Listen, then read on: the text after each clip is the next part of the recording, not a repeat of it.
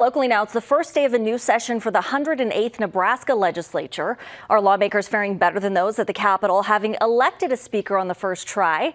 Brian Mastery live with the details on the rest of the first day and what we can expect tomorrow. Hey, Brian. Good afternoon, Jacqueline. There are 14 new faces in the Nebraska Legislature. 13 of them won elections. Another one was appointed. And as you mentioned, there was no doubt as to who was going to be the Speaker of the Legislature, Senator John Arch of La Vista. He proposed his own name, and his colleagues gave him the go-ahead.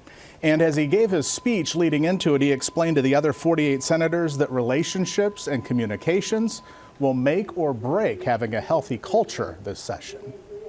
But there is no replacement for good communication amongst the members. Misunderstandings are the result of poor or lack of communication. Talking about each other instead of talking to each other. Misunderstandings lead to unnecessary conflict, which we need to avoid. Speaker Arch takes the reins from Mike Hilgers. Hilgers is now Nebraska's Attorney General. Now, this is the day that starts with the senators' families joining them on the floor of the unicam for photos and hugs. Many shared stories of the privilege and honor it is to represent Nebraska.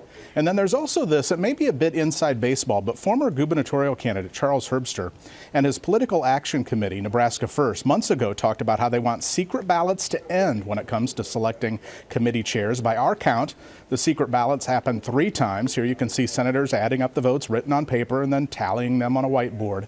It's supposed to prevent votes from being decided along party lines. Even though it's nonpartisan, we see a lot of partisanship come out. So no showdown today over this since they are operating on previous rules. However, many senators have vowed to try to change that, and that may happen in the coming days, Jacqueline. We'll also start to see a flurry of bills coming through in the coming days. Today, by the way, is the last day for Governor Pete Ricketts.